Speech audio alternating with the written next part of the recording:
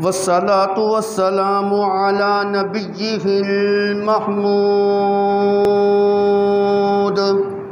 وعلى آله وأصحابه الذين هم صاحب الصدق والحياء والجود. أما بعد فأعوذ بالله من الشيطان الرجيم. بسم الله الرحمن الرحيم. وكأي من دابة لا تحمل رزقها الله يرزقها وإياكم وهو السميع العليم. سبحان ربك رب العزة عما يصفون وسلام على المرسلين والحمد لله رب العالمين.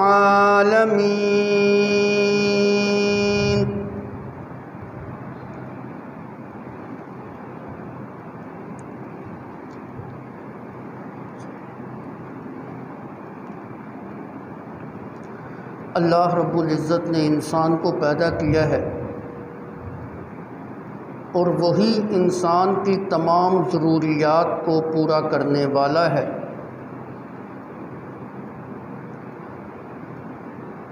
ایک انسان کو اپنی زندگی گزارنے کے لیے جن بنیادی چیزوں کی ضرورت ہوتی ہے وہ 3 قسم کی ہیں: روٹی، کپڑا اور مکان. آپ نے دیکھا ہوگا صاحب اقتدار لوگ اقتدار میں آنے سے پہلے عوام سے کچھ اسی طرح کا وعدہ بھی کرتے ہیں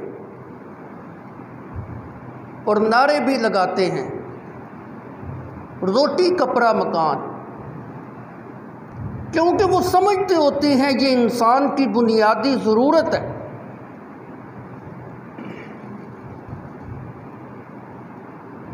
اگرچہ ان کے نعرے کھوکھلے ہوتے ہیں، جھوٹ کے اوپر مبنی ہوتے ہیں، وہ اپنے وعدوں کو پورا نہیں کرتے، لیکن لوگوں کو جھانسا اسی بات کا دیتے ہیں کہ ہم تمہاری بنیادی ضرورتوں کو پورا کریں گے. اور اگر کسی انسان کو کھانے کے لیے روٹی مل جائے، پہننے کے لیے لباس مل جائے، رہنے کے لیے مکان مل جائے، تو یوں سمجھ لیجئے اس کی جو بنیادی ضرورتیں ہیں وہ پوری ہوگی. اب اگر کوئی انسان زیادہ محنت کر کے اپنے مکان کو خوبصورت بناتا ہے، جائز ہے. محنت اور کوشش کر کے اپنے لباس کو عمدہ کرتا ہے، بالکل جائز ہے. محنت کر کے اگر اپنی خوراک کو اچھا کرتا ہے، اپنے کھانے کو بہترین بناتا ہے، یہ اس کا عمل درست ہے.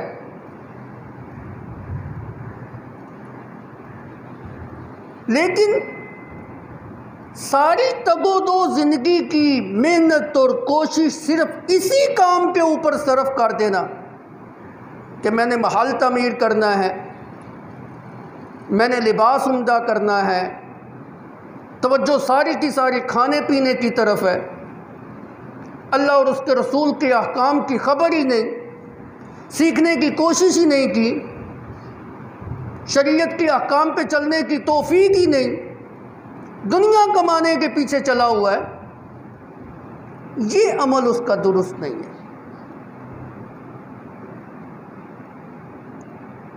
اس لیے کہ اللہ رب العزت نے اس کی قسمت کے اندر جو چیز لکھنی تھی وہ لکھ دی ہے، وہ اس کو مل کے رہے گی۔ لباس بھی ملے گا، روٹی بھی ملے گی، مکان بھی ملے گا، اللہ نے جو لکھ دیا۔ حقیقت کے اندر یہ جو بنیادی ضرورت کی چیزیں ہیں یہ بھی دینے والی ذات اللہ رب العزت کی ہے۔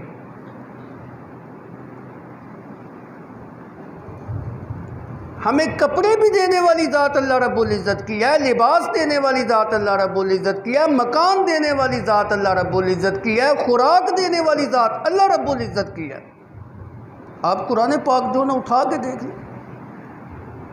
ہم سمجھتے ہیں ہم نے زمین خریدی ہے تو مکان اوپر جو ہے نا وہ بنا لیا ہے۔ قرآن پاک میں اللہ رب العزت فرماتے ہیں اعوذ باللہ من الشیطان الرجیم الذی جعل لکم الارض فراشا والسماء بناء۔ اللہ وہ ذات ہے جس نے زمین کو تمہارے لیے فرش بنا دیا، آسمان کو تمہارے لیے چھت بنا دیا۔ فرش بھی بن گیا، چھت بھی بن گیا، مکان تو مکمل ہے۔ یہ ساری زمین جو ہے نا انسان کی رہنے کی جگہ ہے۔ دوسری جگہ پہ فرمایا واللہ جعل لکم من بیوتکم سکنا۔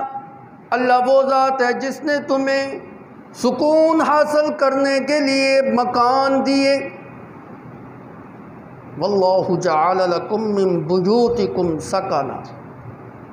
انسان روئے زمین کے جس خطے پر بھی چلا جائے جو سکون اس کو اپنے مکان میں ملتا ہے کسی جگہ پہ نہیں ملتا۔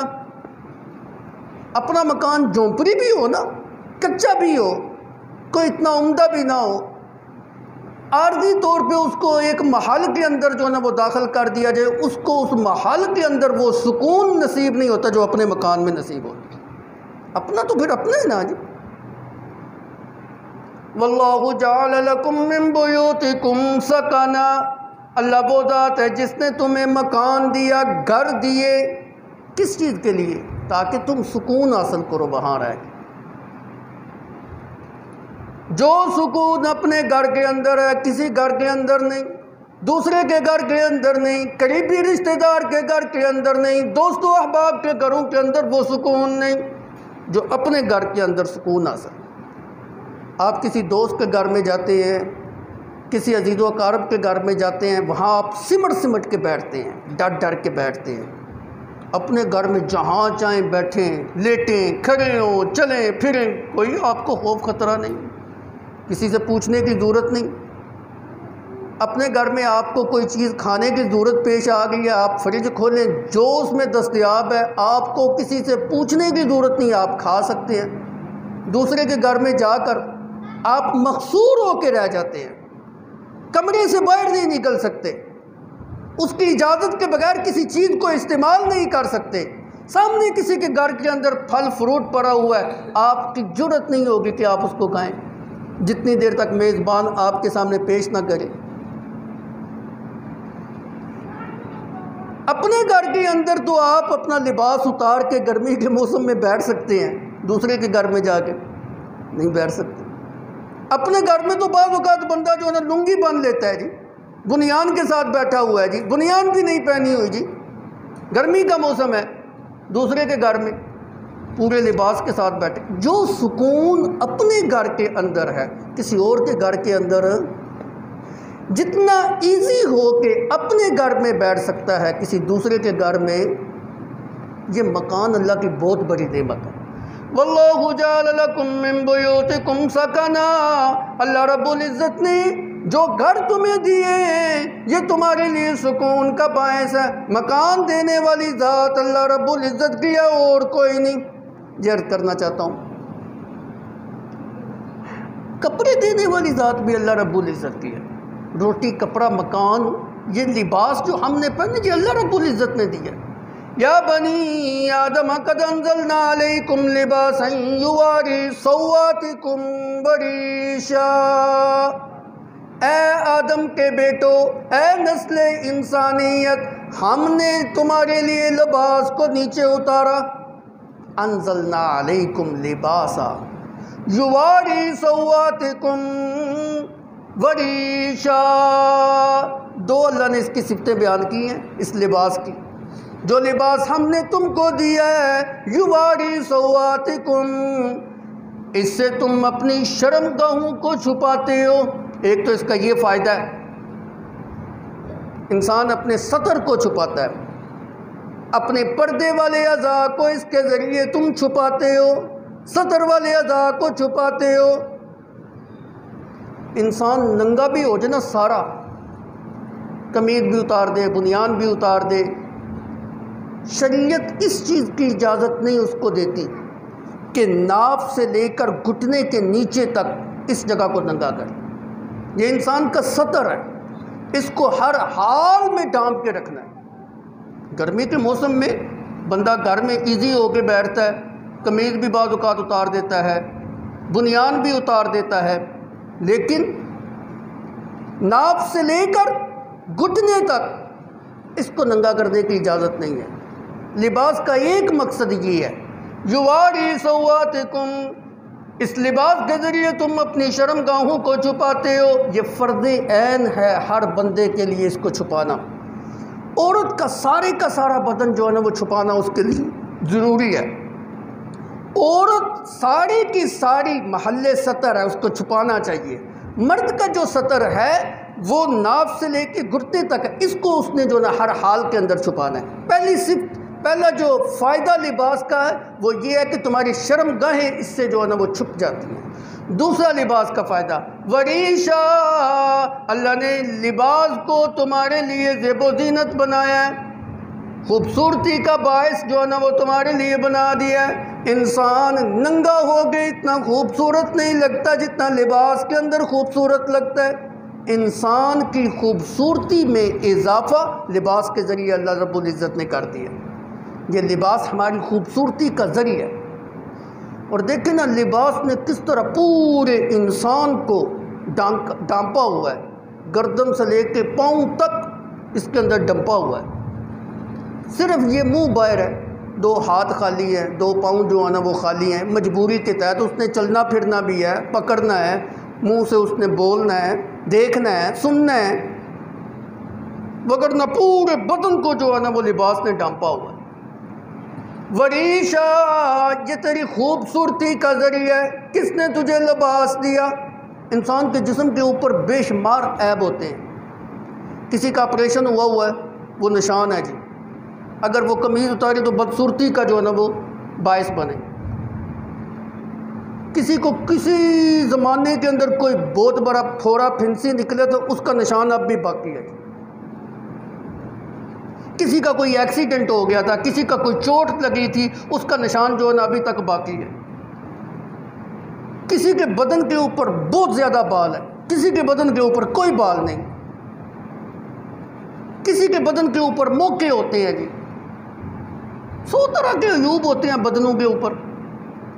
اللہ نے لباس اتار کر ہمارے بدن کے سارے عیبوں کے اوپر پردہ ڈال دیا. باہر سے انسان کتنا خوبصورت لگتا ہے، اگر اس نے کپڑے اتارے ہوں تو کوئی پتہ نہیں اس کو دیکھنے کا جی بھی نہ کرے. قَدْ أَنزَلْنَا عَلَيْكُمْ لِبَاسًا يُوَارِي سَوْآتِكُمْ وَرِيشًا، کس نے تمہاری خوبصورتی کے اندر اضافہ کرنے کے لیے تمہیں لباس دیا؟ اللہ رب العزت نے. کس نے تمہیں ستر ڈھانپنے کے لیے لباس عطا کیا؟ اللہ رب العزت نے عطا کیا. جَعَلَ لَكُم مِّن بُيُوتِكُمْ سَكَنًا جَعَلَ لَكُم تَقِيكُمُ الْحَرَّ سَرَابِيلَ وَتَقِيكُمْ بَاسَكُمْ. اللہ رب العزت نے تمہیں قمیضیں عطا کی. یہ قمیض تمہیں گرمی سے بھی بچاتی ہے، یہ قمیض تمہیں جنگوں کے اندر بھی کام آتی ہے، جنگ کے موسم کے اندر بھی تمہیں بچاتی ہے، گرمی کے اندر بھی تمہیں بچاتی ہے. گرمی کے اندر بعض اوقات انسان کپڑے کے ذریعے اپنی حفاظت کرتا ہے. یہ اکثر دیہاتیوں کو آپ نے دیکھا ہوگا، وہ سر کے اوپر پگڑی باندھ کے دیہاتوں میں کام کرتے. گرمی جو ہے نا وہ سر کے اندر جو ہے نا وہ نہیں جاتی. تو لباس جو ہے یہ انسان کو گرمی سے بھی بچاتا ہے. جنگ میں کیسے کام آتا ہے؟ جنگ کے اندر جو لباس ہوتا ہے وہ زرہ ہوتی ہے، وہ لوہے کی کڑیوں کو جوڑ کے جو ہے نا وہ بنایا جاتا ہے۔ انسان زرہ پہن لیتا ہے، تلوار نہیں لگتی، نیزہ نہیں لگتا، اس طرح کی چیزیں جو ہے نا وہ کاٹ نہیں سکتی۔ جنگوں کے اندر بعض اوقات جو جنگجو قسم کے لوگ ہوتے ہیں، سارا بدن جو ہے نا وہ زرہ سے ڈھانپا ہوا ہوتا ہے۔ جسم کا جو حصہ خالی ہوتا ہے اس جگہ کو ڈھونڈ کر جنگجو لوگ اس جگہ پہ وار کرتے ہیں۔ جنگوں کے حالات میں آپ نے واقعات میں یہ بات پڑھی ہوگی۔ تو یہ لباس جو ہے، خاص طور پہ قمیض جو ہے، یہ انسان کو گرمی سے بھی بچاتی ہے اور جنگ کے اندر بھی کام آتی ہے۔ لیکن آپ دیکھیں نا، اللہ رب العزت کا اسلوب دیکھیں قرآن پاک میں، تقیکم الحر باسا تقیکم الحر سرابیل تقیکم الحر وسرابیل تقیکم باسکم، یہ گرمی میں بھی تم کو بچاتی ہے، یہ جنگ کے اندر بھی تم کو بچاتی ہے۔ حالانکہ گرمی کے مقابلے میں لباس کا تعلق اور اس کی ضرورت سردی میں زیادہ ہوتی ہے۔ سردی میں جو ہے نا وہ بندہ نیچے ہائی نیک پہنتا ہے، سویٹر پہنتا ہے، اوپر قمیض پہنتا ہے، پھر سویٹر پہنتا ہے، پھر جناب ہم شہریوں نے اتنے جیکٹاں پائیاں ہوندیاں نے، پھر اتنے بکل مارن سے چادر لئی ہوندی ہے، اتنے گرم ٹوپی پائی ہوندی ہے، تھلے پجامہ پایا ہوندا ہے، جراباں نال کسیا ہوندا ہے، بوٹ بڑا لمبا چوڑا لباس ہے جی سردیوں کا۔ گرمی کا لباس تو بالکل مختصر ہے۔ اسی طرح جنگ کا اللہ نے تذکرہ کیا، حالانکہ امن کے حالت میں لباس کی زیادہ ضرورت ہوتی ہے۔ امن کے حالت کی لباس کا اللہ نے ذکر نہیں کیا، جنگی لباس کا تذکرہ کر دیا۔ سردی کے موسم کا لباس کا ذکر نہیں کیا جہاں زیادہ ضرورت تھی، گرمی کے لباس کا اللہ نے ذکر کر دیا۔ اصل وجہ یہ ہے، قرآن پاک جو ہے وہ عرب کے اندر نازل ہوا، اس کے اول جو مخاطب تھے وہ عرب تھے، عرب کے اندر گرمی زیادہ تھی اور عرب کے لوگ جنگجو تھے، ساری زندگیاں کیا نسلیں بیت کی ہیں، جنگیں جو ہے نا وہ ختم ہی نہیں ہو رہی۔ اللہ نے ان کو ملحوظ خاطر رکھتے ہوئے ان کے انداز میں بات کی، جو لباس تم پہنتے ہو تمہاری جنگوں میں بھی کام آتا ہے اور تمہاری گرمی کے اندر بھی تم کو جو ہے نا وہ بچاتا ہے۔ اول مخاطب چونکہ وہ تھے، ان کی جو ہے نا حالات کو سامنے رکھ کے اللہ رب العزت نے گفتگو کی، وگرنہ اس کو یوں بھی جو نا آپ تعبیر کر سکتے ہیں، دو چیزوں کا اللہ رب العزت نے تذکرہ کیا، دو کے ضمن کے اندر ہی جو نا وہ سمجھی جا سکتی ہیں۔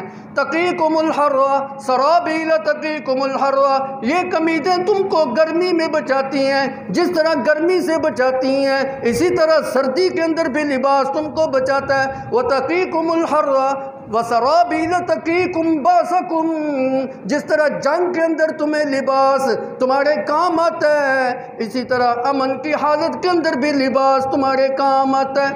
دو چیزوں کا ذکر کر کے دو کو اس کے ضمن کے اندر جو ہے نا وہ بیان کر دیا۔ یہ کون سی ذات ہے جو تم کو لباس دیتا ہے؟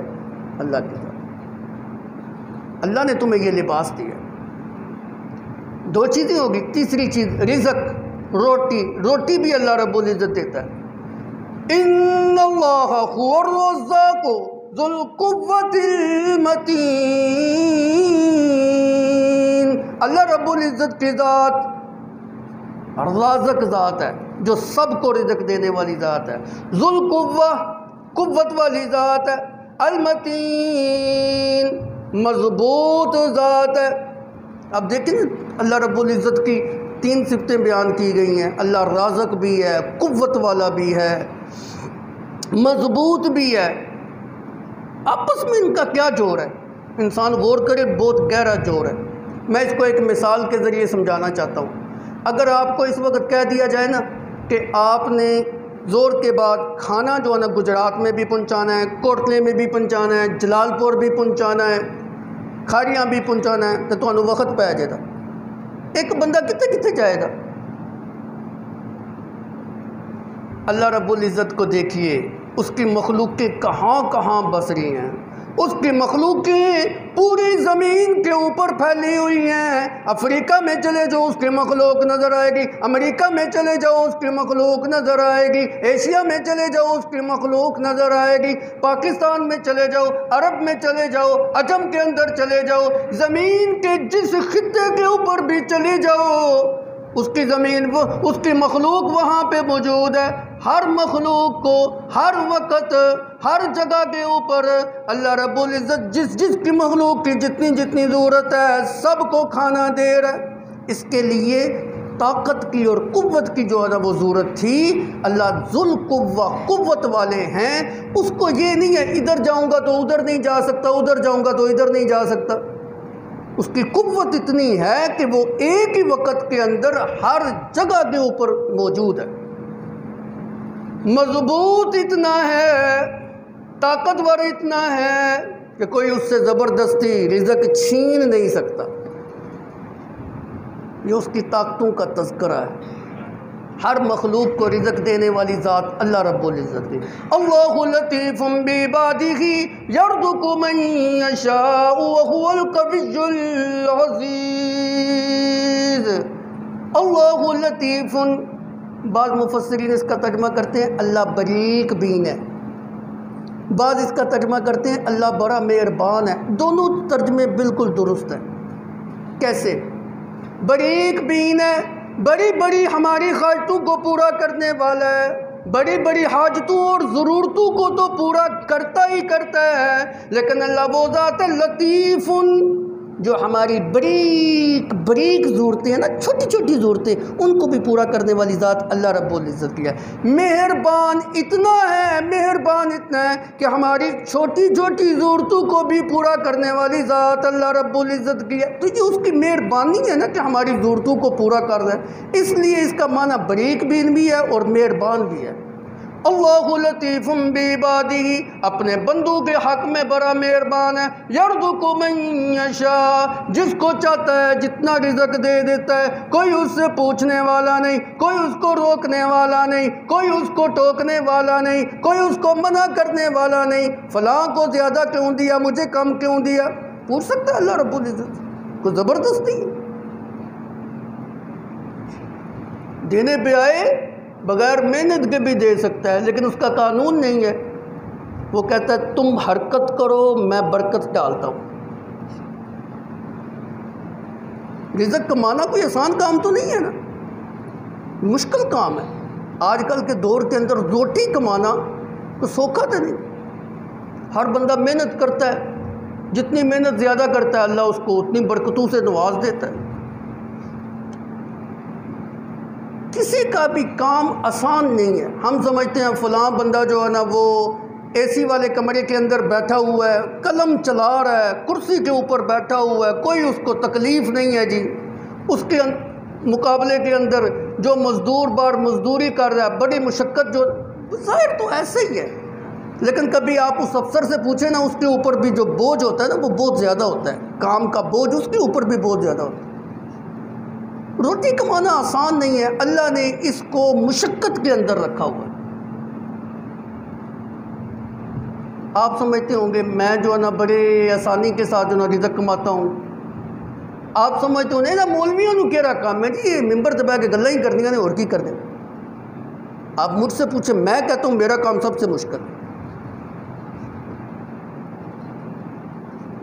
شاید آپ یقین نہ کریں، ممبر پہ بیٹھا ہوں، مسجد میں ہوں، باوضو ہوں، یہ ایسے ہی ہم آ کے آپ کے سامنے نہیں بیٹھ جاتے. جس دن میں نے جمعہ پڑھانا ہوتا ہے نا، بعض اوقات جمعے کی رات جو ہوتی ہے 2 بج جاتی ہیں، 3 بھی بج جاتی ہیں تیاری کرنے میں، کہ میں نے عوام کے سامنے بیٹھنا ہے.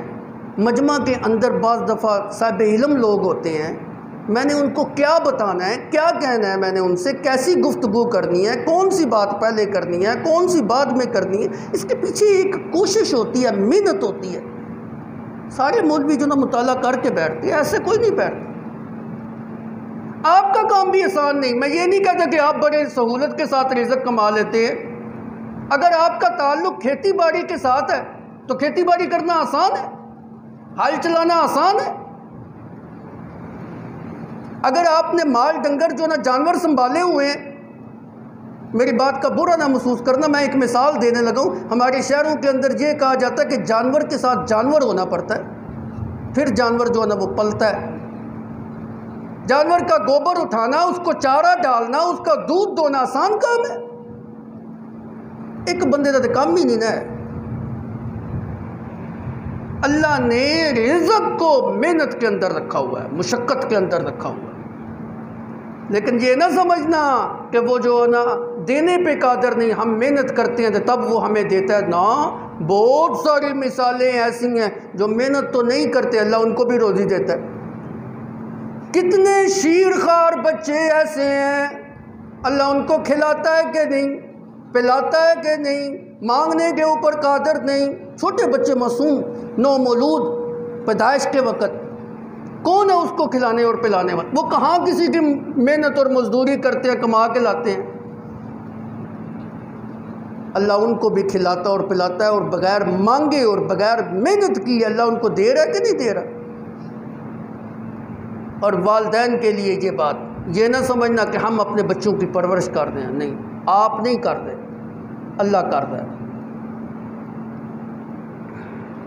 لا تقتلوا اولادکم خشیۃ املاق نحن نرزقهم وإیاکم۔ مت کوئی والدین سمجھے کہ ہم اپنے بچوں کی پرورش کر رہے ہیں، ہم اپنے بچوں کو کھانا کھلا رہے ہیں۔ نحن نرزقهم وإیاکم، ہم تم کو بھی کھلا رہے ہیں اور تمہارے بچوں کو بھی تمہارا رزق دے رہے ہیں۔ تمہارے بچوں کو بھی کھلانے والے ہم ہیں اور تمہیں بھی روزی دینے والے ہم ہیں۔ آپ تجربہ کر لینا، شادی سے پہلے تو آپ اتنا نہیں کماتے تھے، آپ کی شادی ہو گئی ہے جی، بیوی گھر میں آ گئی ہے جی، اللہ نے آپ کے رزق میں برکت ڈالی، آپ کا رزق بھی آپ کو دیا، آپ کی بیوی کا رزق بھی دیا۔ بچے پیدا ہو گئے، اللہ نے آپ کے رزق میں اور برکت ڈال دی، آپ کا رزق بھی دیا، بیوی کا رزق بھی دیا، بچوں کا رزق بھی دیا۔ کون ہے ان بچوں کو کھلانے اور پلانے والا؟ کتنے ہی معاشرے کے اندر بوڑھے لوگ ایسے ہیں جو اپنے بڑھاپے کی وجہ سے محنت نہیں کر سکتے، مزدوری نہیں کر سکتے، ان بوڑھوں کو کھلانے اور پلانے والا کون ہے؟ اللہ رب العزت۔ بغیر محنت کے ان کو جو ہے نا وہ دے رہا، کھا رہے ہیں، پی رہے ہیں، زندگی کا نظام جو ہے نا یوں چل رہا ہے۔ کتنے ہی غریب، محتاج، فقیر، مفلس لوگ، نادار لوگ ایسے ہیں جو محنت کرنے کے باوجود اتنا بھی نہیں کما سکتے کہ ان کا گزر بسر ہو سکے۔ کون ہے ان کو کھلانے والا؟ کون ہے ان کو پلانے والا؟ کون ہے ان کو لباس پہنانے والا؟ کون ہے ان کو رہائش دینے والا؟ اسی لیے تو اللہ کا حکم ہے، آتی ذی القربی حقہ والمسکین وابن السبیل۔ اوے لوگو، قرابت والوں کو بھی ان کا حق دو، یتیموں کو بھی دو، مسکینوں کو بھی دو۔ یہ اللہ نے مالداروں کی ذمہ داری لگائی ہے، صدقہ، خیرات، زکوٰۃ جو ہے نا غریبوں کے اوپر خرچ کرتے رہو۔ اللہ امیروں کی جیب سے نکال کر غریبوں کو دے رہے ہیں، سبب امیر بن رہے ہیں، لیکن وہ تو بغیر محنت کے کھا رہے ہیں نا۔ ما افاء اللہ علی رسولہ من اہل القری فللہ وللرسول ولذی القربی والیتامی والمساکین وابن السبیل کی لا یکون دولۃ بین الاغنیاء منکم۔ کسی بستی کا مال تیرے ہاتھ کے اندر بغیر لڑائی لڑے مفت کے اندر اگر اللہ تجھے دے دے، اس میں ایک حصہ اللہ کا بھی ہے، اس کے رسول کا بھی ہے، قرابت والوں کا بھی ہے، یتیموں کا بھی ہے، مسکینوں کا بھی ہے، ابن السبیل کا بھی ہے۔ کیوں ان کی تقسیم اللہ رب العزت نے کر دی؟ کہ لا یکون دولۃ بین الاغنیاء منکم، تاکہ مالدار تمہارے لوگ، سرمایہ دار تمہارے لوگ تمہارے مال کے اوپر سانپ بن کے نہ بیٹھ جائیں۔ اللہ ان کی جیب سے نکلوا کر غریبوں کے اندر جو نہ جو تقسیم کراتا ہے۔ یہ زکوٰۃ کا حکم، صدقے کا حکم، عشر کا حکم، فطرانے کا حکم، یہ اسی لیے ہے تاکہ غریب کا بھی جو نا پیٹ پلتا ہے، اس کا نظام زندگی بھی چلتا ہے۔ کون ہے ان کو کھلانے والا؟ ان کو پلانے والا کون ہے؟ بچوں کو بھی کھلاتا پلاتا ہے، بوڑھوں کو بھی کھلاتا ہے، محتاجوں کو بھی کھلاتا ہے، حالانکہ یہ محنت کرنے کے اوپر قادر نہیں ہوتے، بغیر محنت کے ان کو جو نہ دے رہا ہے، وہ دینے پہ قادر ہے۔ کتنے ہی آسمان کے اوپر اڑنے والے پرندے ہیں، وہ کسی کے ہاں نوکری کرتے ہیں جو اس کو نوکری کے مقابلے میں اجرت ملتی ہے۔ کتنی ہی آبی مخلوقیں ہیں، کتنے ہی سمندر کے اندر تیرنے والی مچھلیاں ہیں، کتنے ہی جنگلوں کے اندر رہنے والے درندے اور جانور ہیں، کتنے ہی حشرات الارض ہیں، دابت الارض ہیں، کون ہے ان کو کھلانے اور پلانے والا؟ وَكَأَيٍّ مِّن دَابَّةٍ لَا تَحْمِلُ رِزْقَهَا اللَّهُ يَرْزُقُهَا وَإِيَّاكُمْ وَهُوَ السَّمِيعُ الْعَلِيمُ۔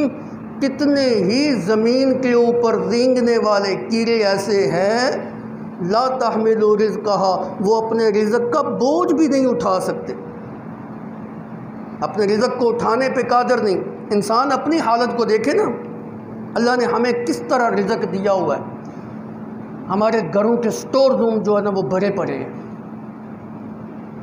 ہمارے گھروں کے اندر برولے جو ہے نا وہ غلے سے اور دانے سے بھرے پڑے ہیں، بالکل ہم بے فکر ہیں، پورے سال کا راشن جو ہے نا ہمارے گھروں کے اندر پڑا ہوا ہے۔ بڑی معذرت کے ساتھ اللہ نے ہمیں کتنا وسیع رزق دیا، ہم بھی روتے ہر وقت۔ کوئی غریب آ جائے نا دروازے پہ دستک دے، روٹی کھانی ہے، ہم اس کو ڈانٹ پلاتے ہیں، جھڑکتے ہیں، گالیاں نکالتے ہیں۔ کچھ کہنے والے یوں کہتے ہیں تن دروازہ کھڑکان دی تمیز نہیں ہے، وہ روٹی مانگتا ہے ہم اس کو روٹی نہیں دیتے۔ دانوں سے غلوں سے ہمارے سٹور روم اور ہمارے برولے بھرے ہوئے ہیں، کوئی غریب محتاج آ جائے ہم دینے کے لیے تیار نہیں۔ یہ جو سوئے ہوئے ہیں نا، یہ بھی جاگ کے اس حدیث کو سنیں۔ میں نبی صلی اللہ علیہ وسلم کا فرمان سنانے لگا ہوں، انتہائی قیمتی فرمان۔ اللہ کے پیغمبر صلی اللہ علیہ وسلم نے فرمایا کل قیامت کا دن ہوگا، حشر کا میدان لگا ہوا ہوگا، اللہ ایک بندے کو کھڑا کریں گے، او میرا بندہ، کل دنیا کے اندر مجھے بھوک لگی ہوئی تھی، میں نے کھانا تجھ سے مانگا، تو نے کھانا مجھے نہیں دیا، مجھے پیاس لگی ہوئی تھی، میں نے تجھ سے پانی مانگا، تو نے مجھے پانی نہیں پلایا، میں بیمار تھا، تجھے چاہیے تھا نا میری آ کے بیمار پرسی کرتا، میری عیادت کرتا، تو نے میری عیادت نہیں کی۔ وہ سر کو پکڑ کے بیٹھ جائے گا انسان، مولا تو رب السماوات والارض، بھوک بھی تیری صفت نہیں، تجھے تو بھوک لگتی بھی نہیں، کھانا بھی تو نے نہیں کھانا، پانی بھی تو نے نہیں پینا، بیمار بھی تو نہیں ہوتا، پھر میں کمزور عاجز ہو کے تجھے کیسے کھانا کھلاتا، تجھے کیسے پانی پلاتا، تیری عیادت کیسے کرتا؟ جواب سنیے، حشر کے میدان میں اللہ رب العزت اس انسان کو کہیں گے دنیا کے اندر فلاں بندہ تیرے دروازے کے اوپر دستک دے کر تجھ سے کھانا مانگا تھا، تو نے اس کو کھانا نہیں کھلایا، اگر تو اس کو کھانا کھلا دیتا رب العالمین کو بھی وہیں پہ پاتا۔ دنیا کے اندر فلاں بندے نے تجھ سے پانی مانگا تھا، تو نے اس کو پانی نہیں پلایا، اگر تو اس کو پانی پلا دیتا میں اللہ کو بھی وہیں پہ موجود پاتا۔ دنیا کے اندر تیرا پڑوسی بیمار تھا، تجھے چاہیے تھا اس کی عیادت کرنے کی، تو اس کی عیادت کرنے کے لیے نہیں گیا، اگر تو دنیا کے اندر اس کی عیادت کرنے کے لیے جاتا تو میں اللہ کو بھی وہیں پاتا۔ یوں سمجھ لے غریب اور محتاج کو کھانا کھلانا گویا اللہ کو دینا ہے، اس کو پانی پلانا گویا اللہ کو جو ہے نا وہ دینا ہے، اس کی بیمار پرسی اور عیادت کرنا گویا اللہ کو پوچھنا ہے۔ اور اصل مطلب یہ ہے کہ اللہ نے یہ جو کہا نا کہ مجھے بھی وہیں پاتا، مطلب یہ کہ میں تجھے اجر اور ثواب سے نوازتا۔ اس کی مثال ایسے لے لیں جیسے قرآن پاک میں اللہ نے فرمایا مَن يُقْرِضُ اللَّهَ قَرْضًا حَسَنًا فَيُضَاعِفَهُ لَهُ أَضْعَافًا وَلَهُ أَجْرٌ كَرِيمٌ فَيُضَاعِفَهُ لَهُ وَلَهُ أَجْرٌ كَرِيمٌ۔ جو اللہ کو قرض حسنہ دیتا ہے، اللہ کو ہماری قرض کی ضرورت ہے؟ قرض تو اس کو دیا جاتا ہے جو بیچارہ بے بس ہو جائے، محتاج ہو جائے، اس کا گزر بسر جو ہے وہ نہ چل رہا ہو، محتاجی کے اندر آ کے کسی جناب صاحب ثروت سے، دولت مند سے آ کے کہ چند دنوں کے لیے مجھے جو ہے یہ پیسے دے دو، کیا یہ صورت اللہ کی بھی ہے؟ معاذ اللہ، اللہ کو ہماری قرض کی کیا ضرورت ہے؟ اللہ کو ہمارے قرض کی ضرورت نہیں ہے، اللہ تمہاری جیبوں سے نکلوا کے جو غریبوں کے اوپر خرچ کر رہا ہے نا، یہ جو تم اعلائے کلمت اللہ کی خاطر خرچ کر دے ہو، یہ جو تم اللہ کی دین کے اوپر خرچ کر دے ہو، یہ جو تم توحید کی خاطر جو ہے نا وہ خرچ کر رہے ہو، مدارس کے طلباء کے اوپر خرچ کر رہے ہو، جہاد فی سبیل اللہ کے لیے جو ہے نا وہ خرچ کر رہے ہو، زکوٰۃ دے رہے ہو، صدقات دے رہے ہو، عشر دے رہے ہو، حقیقت کے اندر تم اللہ کے پاس اپنے اکاؤنٹ کے اندر جو ہے نا پیسے جمع کرا رہے ہو، جس پیسے کو اللہ تمہیں نفع کے ساتھ نوازے گا، واپس کرے گا، فَيُضَاعِفَهُ، اس کا اجر جو ہے نا وہ دگنا اور چگنا ہو جائے گا، اس کے ہاں تمہارے لیے عزت کی جو ہے نا وہ روزی ہوگی۔ بےعینی کی اسی طرح جس طرح اللہ کو ہمارے قرض کی ضرورت نہیں، لیکن پھر بھی تم اللہ کی محبت پانے کے لیے اس کے راستے میں خرچ کرتے ہو، اللہ تمہیں دگنا چگنا کر کے دنیا کے اندر بھی دیں گے، آخرت میں بھی اجر سے جو ہے نا وہ نوازیں گے۔ اسی طرح اگر تم غریب کو کھانا کھلاتے ہو اس کا اجر اللہ سے پاؤ گے، یتیم کو اگر پانی پلاتے ہو اس کا اجر جو ہے نا اللہ سے جو ہے نا وہ پاؤ گے، اگر کسی بیمار کی عیادت کرتے ہو، بیمار پرسی کرتے ہو تو اس کا اجر جو ہے نا وہ اپنے رب سے۔ اس لیے دروازے کے اوپر کوئی بندہ آ جائے نا مانگنے کے لیے تو اس کو جھڑکا نہ کرے، اما السائل فلا تنہر، اے میرا پیغمبر جو تجھ سے مانگنے کے لیے آیا ہے اس کو جھڑکنا نہیں ہے۔ عرض کر رہا تھا ہمارے گودام بھرے ہوئے ہیں، ہمارے دانے جو ہے نا ہمارے گھروں کے اندر غلہ وافر مقدار کے اندر ہے۔ اللہ نے پرندوں کی مثال دی، اللہ نے جانوروں کی مثال دی، اللہ نے حشرات الارض کی مثال دی، اور دیکھو تو صحیح اس کو، تمہارے تو سٹور روم بڑے ہوئے ہیں، گودام بڑے ہوئے ہیں، پورے سال کا تم نے ذخیرہ اندوزی جو ہے نا وہ کی ہوئی ہے۔ وَكَأَيٍّ مِّن دَابَّةٍ لَا تَحْمِلُ رِزْقَهَا، ان اڑنے والے پرندوں کو تو دیکھو، ان حشرات الارض کو تو دیکھو، کوئی ان کا سٹور روم نہیں ہے، کوئی انہوں نے ذخیرہ نہیں کیا، ان کے گھونسلے کے اندر کوئی ایسا خفیہ کمرہ نہیں ہے جہاں پہ انہوں نے دانے جو ہے نا وہ پورے سال کے لیے چھپا کے رکھے ہوں۔ لا تحمل رزقها، یہ تو اپنے رزق کے بوجھ کو اٹھانا یہ برداشت بھی نہیں کر سکتے، انہوں نے سٹور کیا کرنا ہے؟ کون ہے ان کو دینے والا؟ کون ہے ان کو کھانا کھلانے والا؟ کون ہے ان کو پانی پلانے والا؟ اللہ یرزقها، اللہ یرزقها۔ صبح خالی پیٹ جاتے ہیں، شام کو پیٹ بھر کے واپس لاتے ہیں، ہر روز تازہ کھانا، ہر روز تازہ کھانا۔ ساڈا تے کھانا بھی باسی ہے، پورے سال دا سٹور روم جو نہ بنے ہیں جی۔ ان کا توکل اپنے رب کی ذات کے اوپر اتنا گہرا ہے، اللہ ہر روز ان کو دیتا ہے۔ اتنا ایمان کامل اور یقین خدا کی قسم ہمارا نہیں ہے جتنا پرندوں کا ہے، ہم سے زیادہ تو ان کا ایمان کامل ہے۔ ہر روز خالی پیٹ نکلتے ہیں، اللہ ان کو تازہ کھانا دیتا ہے، رات کو جب واپس اپنے گھونسلے کے اندر آتے ہیں پیٹ بھر کے آتے ہیں۔ ہمارا ایمان کیا ہے؟ ہم قبروں کے اوپر جاتے ہیں، مزاروں کے اوپر جاتے ہیں، ان کے نام کی منتیں مانتے ہیں کہ ہمارے رزق میں برکت آ جائے۔ آج فلاں لجپال سائیں کے پاس گیا تھا، آج فلاں جھوٹے داتا کے پاس جو ہے نا وہ گیا تھا، آج میں گنج بخش کے دربار پہ گیا، پتہ نہیں کیا کیا نام جو ہے نا اوٹ پٹانگ جو ہے نا انہوں نے رکھے ہوئے، خدائی صفات کو بزرگوں کے اندر جو ہے نا وہ تقسیم کیا ہو۔ پرندے سے مثال پکڑیے، اللہ کے ہاں اس کا اپنے رب کے اوپر کتنا مضبوط توکل ہے، اللہ اس کو ہر روز دیتا ہے۔ انسان کا اپنے رب کے اوپر توکل ہی نہیں ہے، بھروسہ ہی نہیں ہے۔ محنت کرنا تیرا کام، تیری روزی کے اندر برکت ڈالنا۔ قرآن پاک میں اللہ رب العزت نے وظیفہ جو ہے نا انسان کو بتلایا، دو کام تم کر لو، دو کام، من یتق اللہ یجعل لہ مخرجا ویرزقہ من حیث لا یحتسب ومن یتوکل علی اللہ فہو حسبہ۔ دو کام، من یتق اللہ، من یتوکل علی اللہ، اپنی زندگی اپنے رب سے ڈر کے گزارو، گناہوں سے بچ کے گزارو، اور نمبر دو، من یتوکل علی اللہ، ہر معاملے کے اندر اپنے رب کے اوپر توکل کر لو، بھروسہ کر لو۔ اللہ انعام کیا دیں گے؟ یرزقہ من حیث لا یحتسب، اللہ تمہارے رزق کے دروازے ایسے طریقے سے کھول دیں گے تمہارے وہم و گمان میں بھی نہیں ہو۔ دو کام تم کر لو، اللہ تمہاری روزی کو کشادہ جو ہے نا وہ فرما دیں۔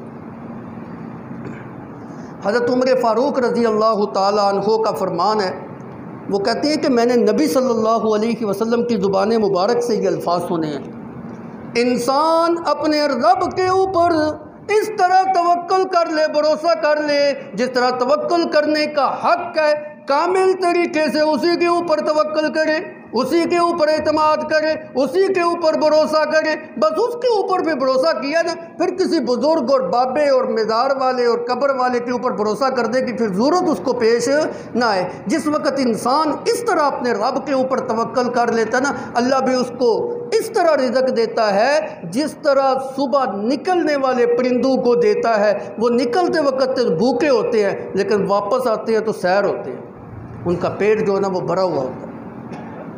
آج ہم کہاں جا رہے ہیں؟ قبروں والوں کے پاس، مزاروں کے پاس، پیروں کے پاس، تعویذ لینے کے لیے کہ ہماری روزی کے اندر برکت آ جائے۔ وہ بھی پھر کیسے لوٹتے ہیں جی، ان کا کیسے حشر کرتے ہیں جی۔ اور اکثر پیروں کی حالت یہ ہے کہ ان کو کلمہ بھی پڑھنا نہیں آتا، قرآن کی تلاوت تو بڑی دور کی بات، نماز تو بڑی دور کی بات، کلمہ بھی پڑھنا نہیں آتا۔ ان کی نظر آپ کی جیب کے اوپر ہوتی ہے۔ 3 نقصان آپ کرتے ہیں جس وقت آپ ان کے پاس جاتے ہیں، یا آپ کے گھر کی عورتیں جو نا پیروں کے پاس جاتی ہیں، اپنا مال بھی ضائع کرتے ہو، ان کی نظر تو آپ کی جیب کے اوپر ہے، اپنا ایمان بھی خراب کرتے ہو۔ توکل اللہ کے اوپر ہونا چاہیے، تمہارا توکل ان پیروں کے اوپر، اور اپنی عورتوں کی عزتوں کو بھی لٹواتے ہو۔ جس پیر کو کلمہ پڑھنا نہیں آتا اس نے کیا تجھے تعویذ دینا ہے، اس نے کیا تیرے اوپر دم کرنا ہے، اس نے کون سی تجھے پھونک، کیا پڑھ کے اس نے پھونک مارنی ہے؟ عقل سے کام نہیں لیتے۔ قاری صاحب ایسے ایسے جاہل قسم کے پیر، خدا کی قسم جی آپ ہمیں فلاں بکرے کا، فلاں رنگ کا جو ہے نا فلاں چیز لا کے دے دی، اس کا جو ہے نا فلاں جو ہے نا وہ خون لا کے دے، فلاں چیز کا خون لا کے دے، اس سے ہم نے تعویذ لکھنا ہے۔ خون سے تعویذ جس کو اللہ نے اپنے قرآن میں پلید کہا ہے، حرمت علیکم المیتہ والدم، دم جو نا حرام ہے، انسان کے بدن سے خون بہہ پڑے وضو ٹوٹ جاتا ہے، کیوں؟ ایک نجاست کا اخراج ہوا، پیشاب نکل جائے وضو ٹوٹ جاتا نا، جس طرح پیشاب نکلنے سے وضو ٹوٹتا ہے اسی طرح خون کے اخراج سے بھی وضو ٹوٹ جاتا ہے۔ جس طرح پیشاب پلید اسی طرح خون پلید۔ اور تجھے شرم نہ آئی اللہ کی کتاب کی تو نے آیتیں خون سے لکھنی تھی؟ ایسے پیروں کے پاس ہم تعویذ لینے کے لیے جائیں گے، نہ تیرا ایمان محفوظ، نہ تیری گھر کی عورت کی عزت محفوظ، نہ تیری جیب محفوظ۔ خدا را ان پیروں سے جو نا وہ جان چھڑائیں، اپنے رب کے اوپر توکل کریں، اپنے رب کے اوپر جو نا بھروسہ کریں۔